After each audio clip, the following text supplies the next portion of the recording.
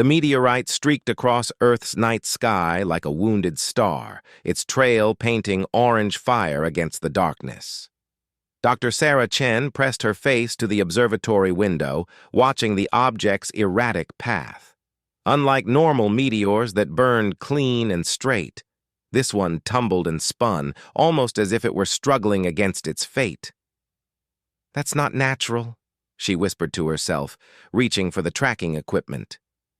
The object's trajectory was wrong, too controlled, too desperate. As she watched, it seemed to correct its course slightly, aiming for the vast emptiness of the Canadian wilderness instead of the populated areas it had been heading toward. Miles above Earth's atmosphere, cosmic forces older than humanity itself had already made their judgment. The creature inside the failing vessel felt their cold dismissal like ice in its veins. The Universal Collective, that ancient network of advanced civilizations, had spoken with one voice. "You have failed your mission. Your ship is compromised. You are no longer useful to the greater purpose." The alien being, whose name translated roughly to Seeker of Distant Lights, had served the collective for 300 Earth years. It had mapped star systems, gathered intelligence, and reported back faithfully. But now, with its ship's core damaged and its biosystems failing, it had become what the collective feared most, a liability. "Please," Seeker had transmitted into the cosmic network, its thoughts weak but desperate. "I need assistance. My navigation is failing. I cannot reach the nearest station." The response came swift and merciless. "You will not compromise our secrecy. Crash where you must, but ensure no trace of our technology reaches primitive species. Your sacrifice serves the greater good." Then, silence. The network that had been Seeker's constant companion for centuries went dark. Every communication channel closed, every emergency beacon ignored. In the span of a heartbeat, Seeker went from being a valued agent of the collective to being completely alone in the vast darkness of space. The ship shuddered around Seeker as gravity took hold. Earth's pull was gentle at first, then increasingly violent. Systems that had functioned perfectly for decades began shutting down one by one. Life support flickered. The bio-healing chambers went offline. Even the emergency transmitters fell silent, not from damage, but from the collective's remote shutdown commands. Seeker felt something it had never experienced before: true abandonment. In its species culture, the individual existed only as part of the greater whole. To be cut off from that connection was worse than death. It was erasure. But as Earth grew larger in the failing view screen, Seeker made a choice that surprised even itself. Instead of following protocol and self-destructing to protect collective secrets, it fought to survive. Its long fingers danced over the control panels, trying to slow the descent, trying to find some way to land safely rather than crash catastrophically. The ship struck the atmosphere like a stone hitting water, except the water was made of fire. The hull, designed for the vacuum of space, began to burn away in layers. Seeker felt each impact like a physical blow, but it kept working, kept trying. Something deep inside its alien heart refused to give up. In the Canadian forest below, Jake Moreau was enjoying a quiet evening of fishing when the sky exploded with light. The retired logger looked up to see what he first thought was a plane in trouble, but planes didn't glow blue-white or leave spiral trails of energy in their wake. "Well, I'll be," Jake muttered, setting down his fishing rod. His grandfather had told him stories about strange lights in these woods, but Jake had always figured them for tall tales. Now, watching the object crash into the forest about 2 miles from his cabin, he wasn't so sure. The impact shook the ground and sent birds screaming into the night sky. A pillar of strange blue fire shot up from the crash site, visible even through the thick canopy of trees. Jake looked at his old truck, then at the forest, then made the kind of decision that would have made his wife call him crazy if she were still alive. "Somebody might need help," he said to his dog, Rex, who wagged his tail in agreement. Jake grabbed his first aid kit, a flashlight, and his emergency radio, then headed into the woods. The crash site wasn't hard to find. The object had carved a path through the forest like a giant's finger, leaving a trail of bent trees and strange, sweet-smelling smoke. But when Jake reached the crater, what he found wasn't a plane or helicopter. It was a pod, about the size of a small car, made of material that seemed to shift color in the flashlight beam. The surface was cracked but not completely broken, and from inside came a sound that made Jake's heart clench. Something was hurt in there, whimpering in a way that crossed all species barriers. Jake had spent 50 years in these woods. He knew the sound of a creature in pain, whether it was a bear cub separated from its mother or a deer with a broken leg. This was the same sound, just different, more complex, more aware. The pod's surface was warm to the touch, but not burning. Jake found what looked like a seam in the material and pressed against it. To his surprise, it responded to his touch, opening with a soft hiss of escaping gases. Inside, curled in what was obviously some kind of shock-absorbing gel, was something Jake had never imagined in his wildest dreams.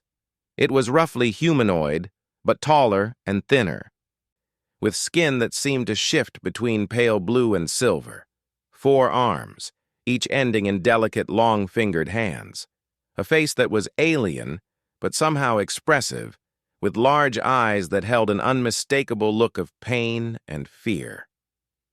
The creature looked up at Jake, and for a moment neither moved.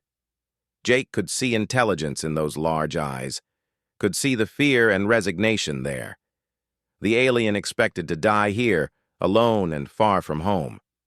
But Jake Moreau had spent his whole life helping things that were hurt. He'd pulled bears out of traps, nursed wounded eagles back to health, and once spent 3 days digging a fox family out of a collapsed den. Species had never mattered to him before. It didn't matter now. "Hey there," Jake said softly, the same voice he'd used with every frightened animal he'd ever encountered. "You're hurt pretty bad, aren't you? But you're going to be okay. I'm going to help you." The alien creature's eyes widened.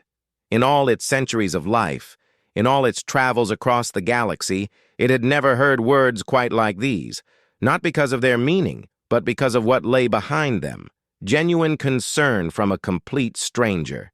Seeker tried to speak, to explain that it was dying, that its species required specific medical care that no primitive planet could provide.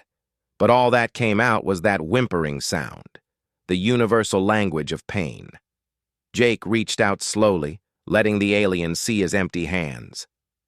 "It's okay," he murmured. "I'm not going to hurt you. Let me see how bad it is." The alien's bio-translators, still functioning despite the crash, picked up the meaning behind Jake's words. More importantly, they detected something the collective had never shown Seeker: compassion without agenda. This human creature wasn't trying to capture it, study it, or use it. It simply wanted to help. For the first time since its ship had failed, Seeker felt something other than despair. It felt hope. Jake carefully examined what he could see of the alien's injuries. There was some kind of blue fluid leaking from cuts on its arms and torso, and one of its legs was clearly broken.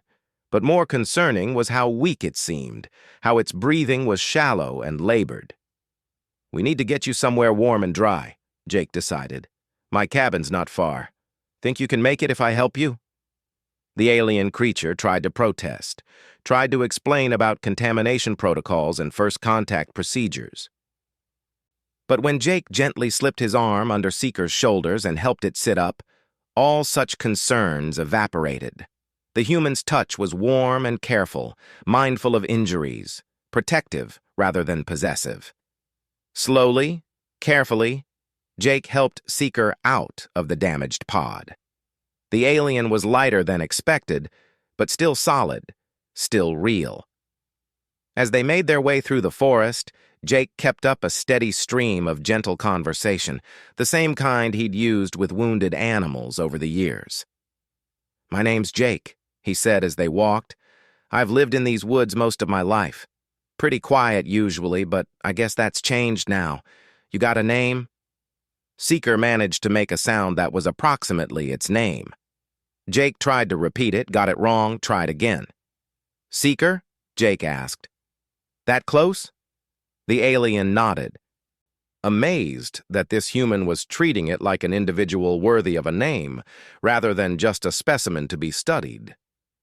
By the time they reached Jake's cabin, Seeker was barely conscious. The effort of moving had aggravated its injuries, and its alien physiology was struggling with Earth's atmosphere. But it was aware enough to notice that the human had brought it to his own dwelling, his private space. In collective culture, this would be unthinkable. You didn't bring strangers, especially potentially dangerous ones, into your personal territory. Jake settled Seeker on his couch, covering the alien with his warmest blankets. "I'm going to call for help," he explained. "Got a friend who's a doctor. She'll know what to do." Seeker grabbed Jake's hand with surprising strength, its large eyes filled with panic. In halting, accented English that surprised them both, it managed to say, "No. Others. Dangerous. For me. Please." Jake looked into those alien eyes and saw something he recognized. The look of a creature that had been hunted, that had learned to fear those who should have protected it.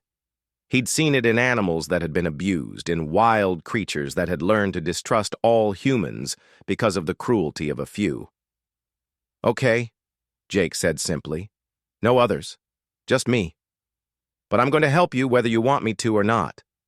I've got first aid supplies, and I'm pretty good at figuring out what someone needs. We'll take it slow, okay?" Seeker stared at this impossible human. In 3 centuries of life, the collective had taught it that primitive species were selfish, violent, and untrustworthy. They were to be avoided, studied from a distance, never engaged with directly. Yet here was this human, offering aid with no expectation of reward, no demand for information or technology. Just simple, uncomplicated kindness. As Jake bustled around his cabin, gathering supplies and preparing to treat injuries he'd never seen before on a creature he'd never imagined existed, Seeker felt something fundamental shift inside its alien heart. The collective had abandoned it, left it to die alone among strangers. But this human, this Jake, had chosen differently. Perhaps, Seeker thought as consciousness began to fade, the collective had been wrong about more than just the value of a damaged agent. Perhaps they had been wrong about humans entirely. Outside, the night sky showed no sign of rescue ships or collective vessels. The universe had indeed let Seeker fall. But inside the warm cabin, with gentle hands tending its wounds and a kind voice promising safety, Seeker discovered that sometimes falling could lead to something better than flying. 3 days passed in Jake's cabin like pages from a book he never thought he'd read. Seeker drifted in and out of consciousness, sometimes muttering in languages that sounded like wind chimes mixed with distant thunder. Jake had seen plenty of injuries in his time, but nothing quite like this. The alien's blood was indeed blue, but it clotted differently than human blood. The broken leg was healing at a rate that amazed Jake, bones knitting themselves back together in ways that defied everything he knew about medicine. But it was the less visible wounds that worried him most. Seeker seemed to be fighting something deeper than physical trauma. On the morning of the 4th day, Jake found Seeker fully conscious for the first time, sitting up on the couch and staring out the window at the forest beyond. The alien's large eyes tracked the movement of birds in the trees with an expression Jake couldn't quite read. "Feeling better?" Jake asked, setting down a mug of coffee and taking a seat in his old armchair. He'd learned to move slowly around Seeker, to announce his presence, to avoid sudden movements that might startle. Your planet is loud, Seeker said quietly, its voice carrying that strange musical quality that made even simple words sound like poetry. So many life forms, so much chaos. Jake chuckled softly. Guess it might seem that way if you're not used to it. Where I come from, this counts as peaceful. You should hear the city. Where I come from, Seeker repeated slowly, as if testing the words. I am not certain I come from anywhere now. There was such deep sadness in those words that Jake felt his chest tighten. He'd heard that tone before, in the voices of people who'd lost everything they thought they could count on. Want to talk about it? He offered. Seeker turned those large eyes toward Jake, studying the human's face with an intensity that might have been uncomfortable if not for the gentleness behind it. Your species is very young, Seeker said finally. You have not yet learned to abandon your own when they become inconvenient. Can't say I'd ever want to learn that lesson, Jake replied. Sounds like someone let you down pretty hard. The alien was quiet for a long moment, then began to speak in a voice barely above a whisper. It told Jake about the collective, about centuries of faithful service, about the moment when efficiency became more important than loyalty. It spoke of the vast network of minds that had been its family, its purpose, its entire reason for existence, and how they had simply cut it away like a diseased limb. Jake listened without interrupting, recognizing the need to simply be heard that he'd seen in wounded animals and grieving neighbors alike. When Seeker finished, the cabin was silent, except for the gentle crackling of the fire Jake had built to help regulate the alien's body temperature. That's a hell of a thing, Jake said finally.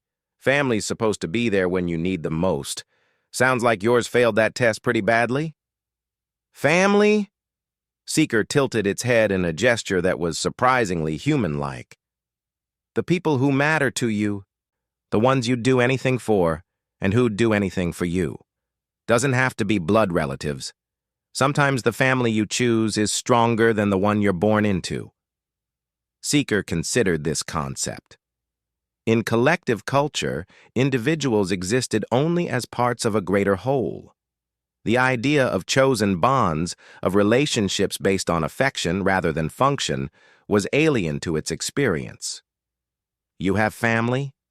Jake smiled, the expression touched with old grief. Had a wife for 37 years, lost her to cancer 2 years back. No kids of our own, but we had this whole forest and everyone in it. Take care of what's yours and it'll take care of you. That's what Martha used to say. And yet you care for me. I am not yours. Aren't you? Jake asked simply. You're hurt. You're in my territory, and you need help. That makes you mine to worry about, at least until you're back on your feet. The concept was so foreign to Seeker's understanding that it took several minutes to process. To be claimed by someone not through conquest or ownership, but through care. It was revolutionary. What if I am dangerous? What if helping me brings harm to your territory? Jake was quiet for a moment, stroking his gray beard. Well, are you dangerous? I could be. My people have capabilities your species cannot match. But are you going to hurt me or anyone else? Seeker looked at this human who had taken it into his home, who had spent days tending its wounds without asking for anything in return, who had listened to its story without judgment. No, I would not harm you. Then I guess we don't have a problem, Jake said, as if it were the simplest thing in the world. Over the following days, an unusual friendship began to develop. Jake taught Seeker about human customs, about the rhythms of life in the forest, about the small pleasures that made existence meaningful. He showed the alien how he fed the birds each morning, how he maintained his garden, how he repaired the old equipment in his workshop. In return, Seeker shared glimpses of the wider universe. It spoke of nebulae that sang in frequencies that could heal broken hearts, of planets where the very stones pulsed with ancient memories, of civilizations so old they had forgotten how to die. But more than the grand cosmic wonders, Jake found himself fascinated by Seeker's growing appreciation for small things. The alien spent hours watching Jake's old dog Rex chase squirrels, marveling at the pure joy the animal took in the futile pursuit. It was amazed by the complexity of relationships in Jake's bird-feeding station, how different species negotiated shared resources through elaborate social protocols. Most of all, it was puzzled and delighted by human humor. "I do not understand," Seeker said one evening as Jake chuckled at an old comedy show on television. "The humans are in distressing situations, yet you find pleasure in their misfortune." "It's not the misfortune that's funny," Jake explained. "It's how they deal with it. See, humans are kind of ridiculous creatures. We trip over our own feet. We say the wrong thing at the worst possible time. We make plans that fall apart as soon as we try them. But instead of being ashamed of it, we learn to laugh about it. Laughing at our mistakes makes them hurt less." Seeker watched the screen with new understanding. "Your species turns suffering into joy?" "When we can. Takes the sting out of life's little cruelties." This concept fascinated Seeker more than any of the grand philosophies it had studied in its centuries of life. The collective dealt with imperfection by eliminating it, by cutting away anything that didn't serve the greater efficiency. Humans, it seemed, dealt with imperfection by embracing it, by finding beauty in the broken places. As Seeker's physical wounds healed, Jake began to notice changes that went deeper than mere recovery. The alien's movements became less rigid, more natural. It began to anticipate Jake's routines, helping with small tasks around the cabin. Most remarkably, it began to laugh, tentative at first, then with genuine delight at Jake's stories and the antics of the forest creatures. One morning, Jake found Seeker sitting on the front porch, watching the sunrise paint the treetops gold. The alien's face was turned toward the light with an expression of peaceful contentment that Jake had never seen before. "Feeling homesick?" Jake asked, joining Seeker on the old wooden bench. "No," Seeker replied, and the certainty in its voice surprised them both. "I am feeling home." Jake smiled. "These old woods have that effect on people. Martha used to say there was magic in places where things are allowed to grow wild." "The collective would find this inefficient," Seeker mused, watching a pair of squirrels engage in an elaborate courtship ritual. "All this energy spent on purposes that do not advance survival." "Maybe that's what survival really is," Jake suggested. "Not just staying alive, but having something worth staying alive for." That afternoon, while Jake was working in his garden, Seeker made a discovery that changed everything. Hidden in its crash pod, damaged but still partially functional, was a communication array powerful enough to send a message across the galaxy. For the first time since the crash, Seeker could reach out to other members of its species, could call for rescue, could rejoin the collective. The alien stared at the device for a long time, its 4 hands trembling slightly as it held what might be salvation. All it had to do was send a signal, provide its location, and wait for pickup. It could leave this primitive planet and return to the sophisticated society it had known for centuries. But as Seeker looked through the cabin window at Jake, who was patiently teaching an injured bird to eat from his hand, the alien realized something profound. It didn't want to go back. The collective had shaped Seeker's entire identity around service to the greater good, around the suppression of individual desires for the benefit of the whole. But watching Jake, seeing how humans valued each other as individuals, how they found meaning in small acts of kindness and connection, Seeker began to understand what it had been missing. The collective had given it purpose, but Jake had given it something far more precious, the knowledge that it mattered, not for what it could contribute, but for who it was.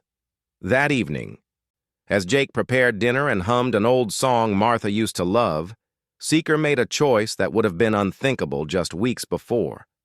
It took the communication device outside and, with movements that were both decisive and ceremonial, smashed it against the rocks until it was nothing but scattered fragments. When Jake came looking for Seeker later, he found the alien sitting beside the destroyed device, looking not sad but strangely peaceful. "Was that important?" Jake asked, recognizing the alien technology despite its broken state.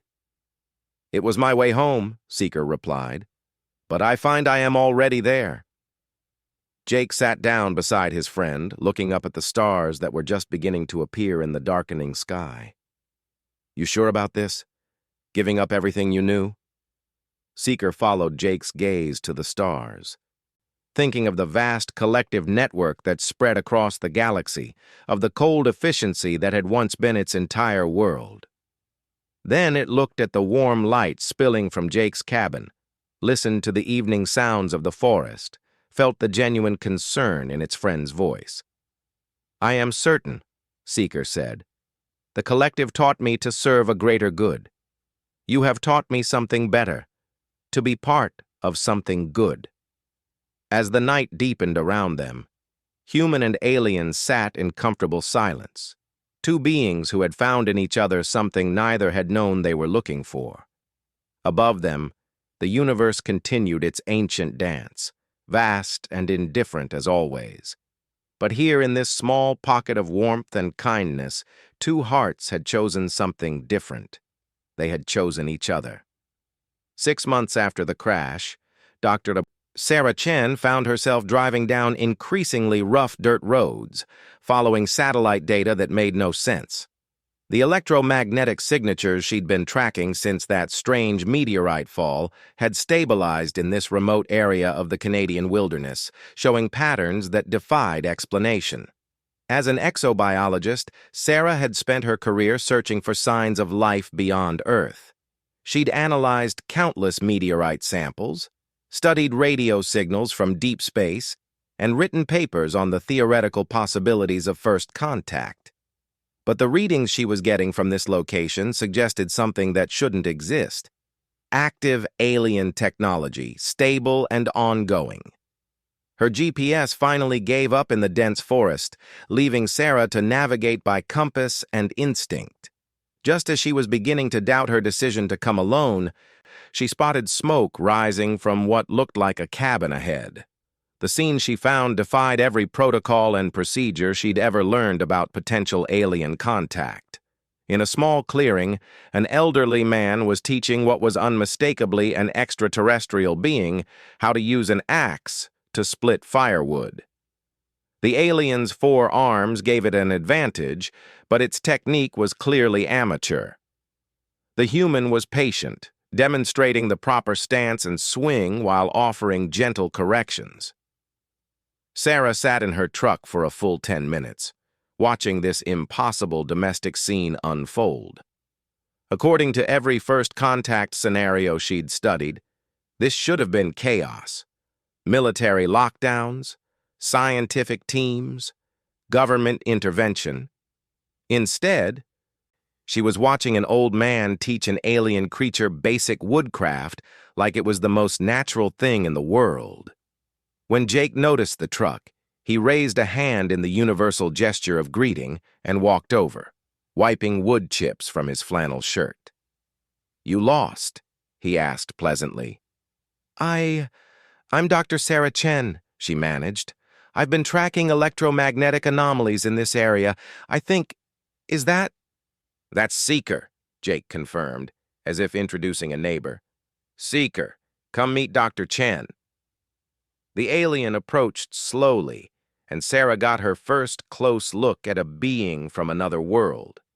Seeker was tall and graceful, with skin that shifted between blue and silver in the afternoon light.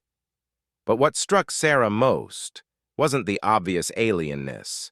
It was how relaxed and content the creature appeared. "Greetings, Dr. Chen," Seeker said in accented but clear English. "Jake has told me much about human scientific curiosity. You study life among the stars." Yes," Sarah stammered. "This is incredible. And you're living here? Just the two of you?" Jake gestured toward the cabin. "Come on in. I'll make some coffee and we can talk properly." Over the next several hours, Sarah heard a story that challenged everything she thought she knew about both human nature and the universe beyond Earth.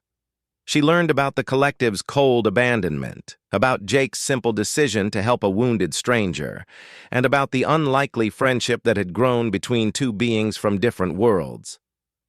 "You destroyed your only way home?" Sarah asked Seeker, incredulous.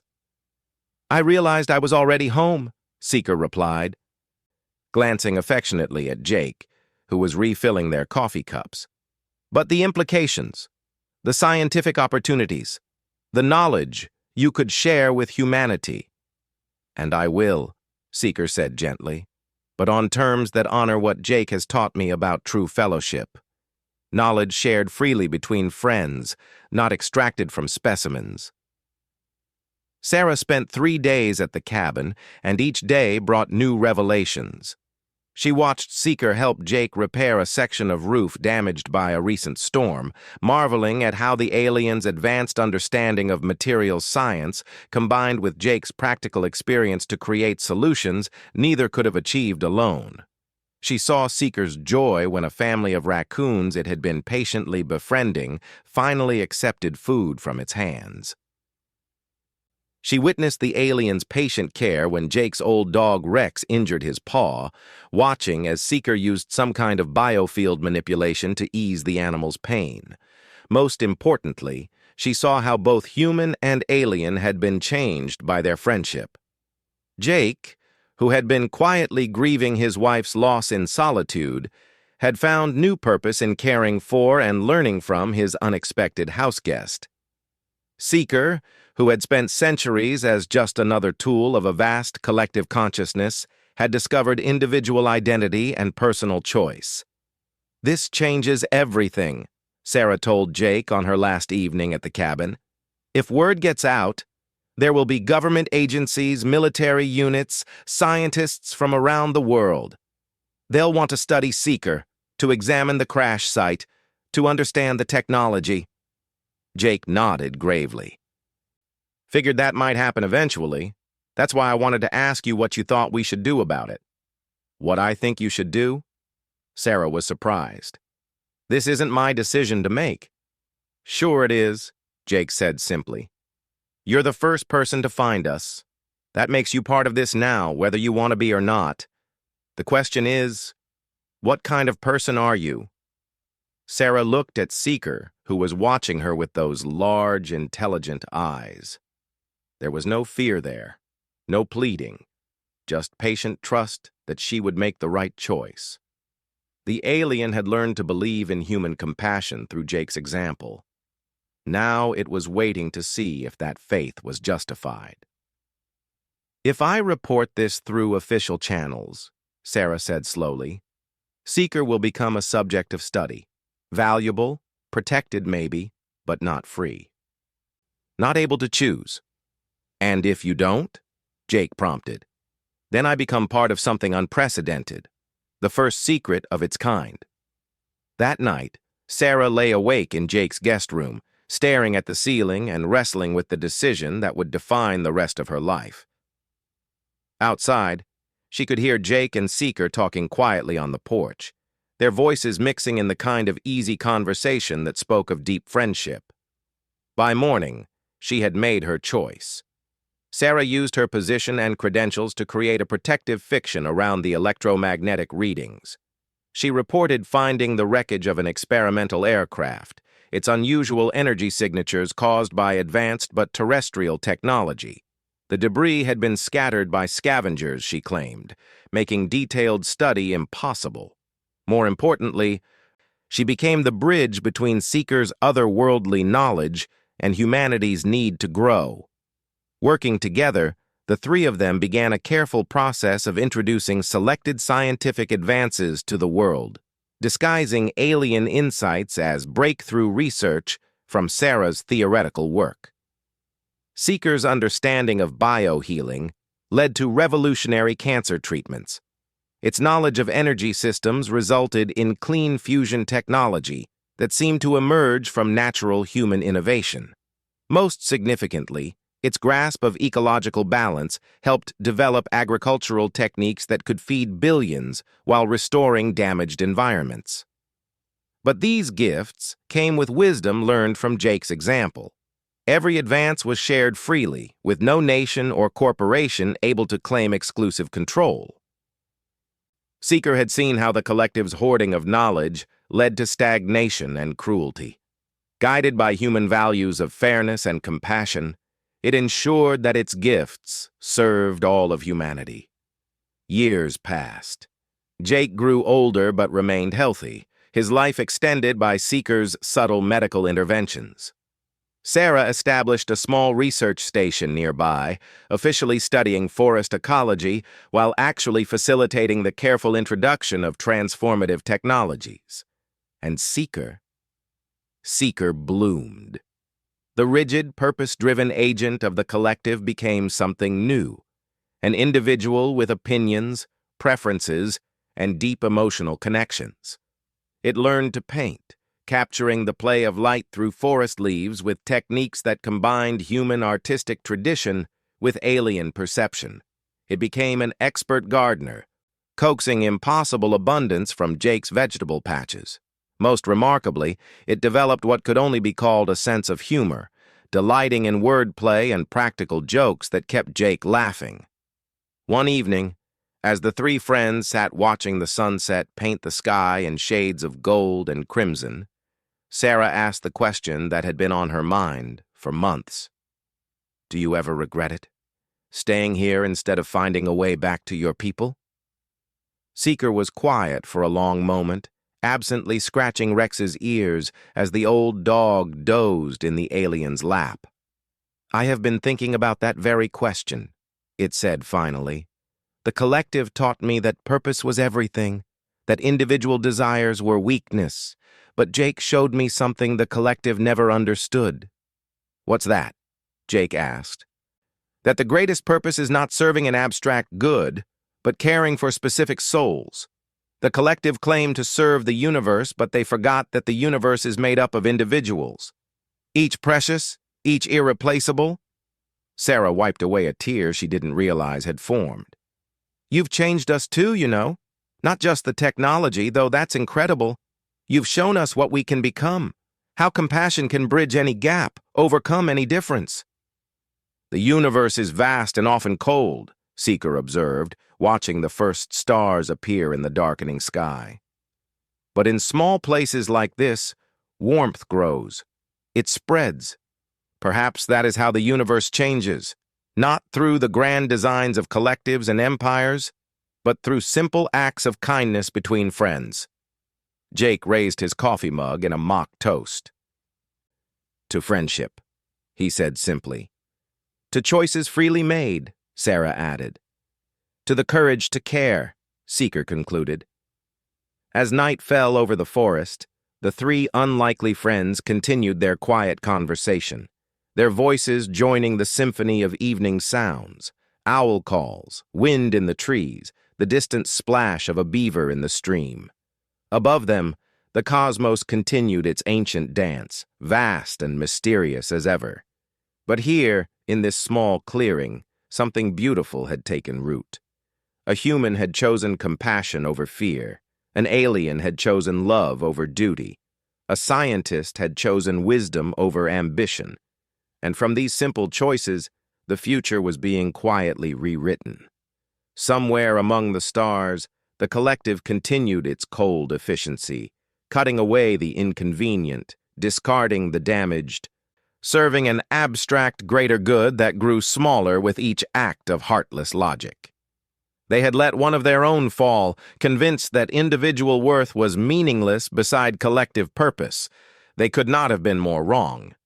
The alien they had abandoned had found something worth more than their vast network of minds. A home. Not a place, but a connection. Not a purpose imposed from above, but meaning discovered in the simple act of caring for others. And in learning to care, Seeker had taught two humans, and through them, slowly, carefully, an entire species, what the universe looked like when compassion rather than efficiency guided the way forward. The stars watched in their eternal silence, but for once, the universe had learned something new about the power of choosing kindness over conquest, friendship over function, love over logic. It was a lesson that would echo across generations, all because one old man in the woods had looked at a fallen stranger and said the words that changed everything. "You're hurt pretty bad, aren't you? But you're going to be okay. I'm going to help you."